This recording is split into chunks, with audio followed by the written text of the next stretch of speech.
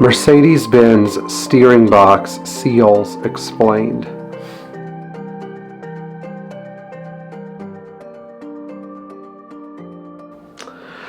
Today we're going to do two videos on the Mercedes Benz steering box that's used on the late 115 series cars starting in 1972.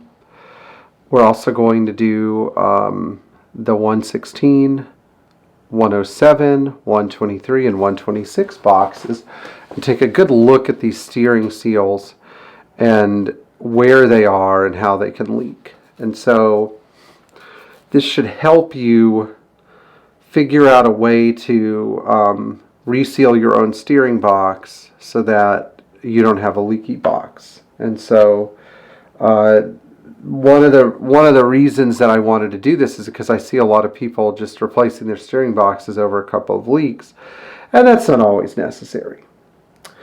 The specimen I have here is a steering box from a W123 series, and this is actually, I know this isn't the whole box. This is actually the front of the box that bolts into the case. Thought about the way I could simplify this the best. So we're going to go over the seals that are located in this plate first of all. So this is called the input sector.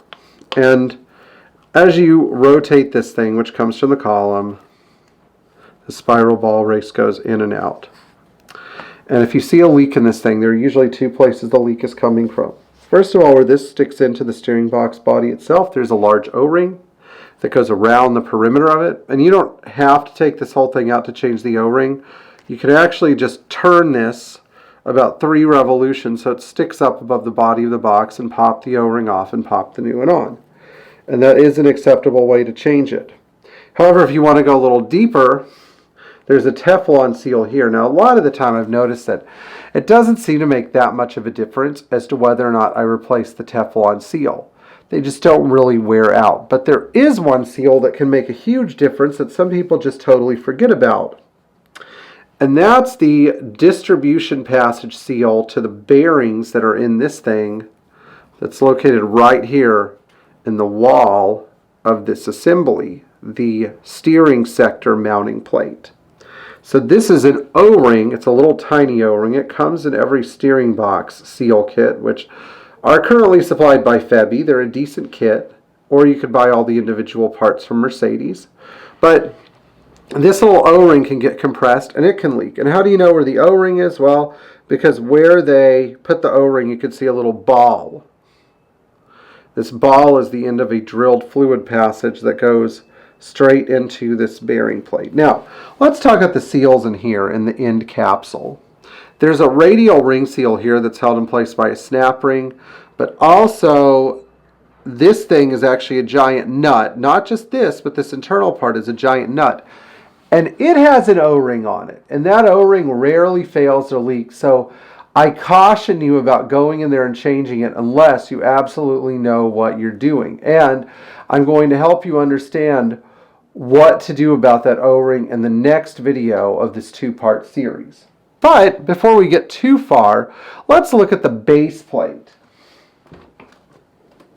Now, the base plate is what goes over the output shaft.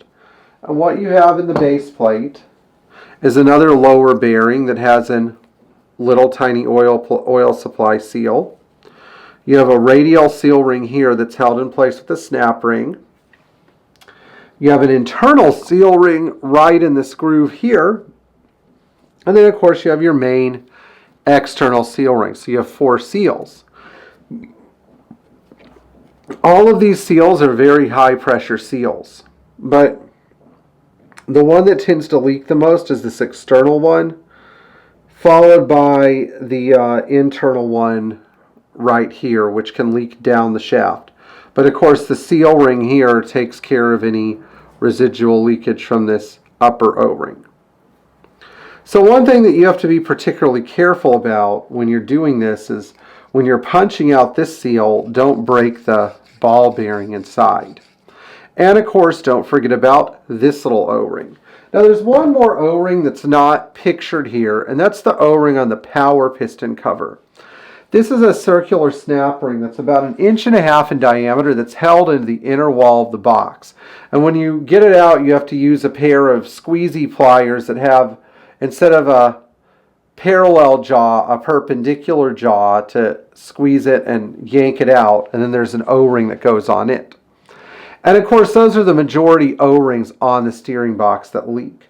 And by the way, I haven't had the power piston O-rings leak very often, so if you forget to do it, it's not the end of the world. But it is good practice to do these things. I hope you found this video on the steering box really helpful, and if you like this channel, we hope to gain your subscribership. Please hit the like button, and if you have any input about or question, if you have something to contribute to the process of rebuilding the steering box on these cars, feel free to leave it in the comments below so that our other subscribers can benefit from the information you have.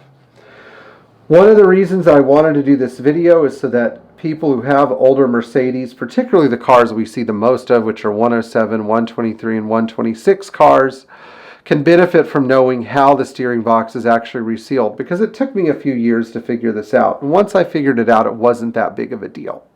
I hope you'll join us for our next video on the steering box, which is about all the adjustments that you can make.